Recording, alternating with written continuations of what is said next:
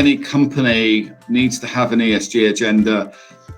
This is partly regulatory, but also partly because of what we're seeing happen in the outside world. I think we've all seen the reducing your carbon footprint has been a serious issue for a lot of companies, and a lot of countries are forcing that issue, almost with, like in the UK, with withdrawal of diesel vehicles. So you've got to have that. If you're an FD, CFO or a CEO, you've got to have that to really seek investment from a PE fund. An LP, a GP is going to want that as part of your strategy. There is an optimism out there, and some of the new technologies to do with carbon reduction and net zero, that's going to be coming through more heavily, and I'm certainly talking to a lot more people about that, and specific finance to fuel that. I think by the time we get to the end of 22, let's hope that there is that optimism that continues, and that speed of recovery is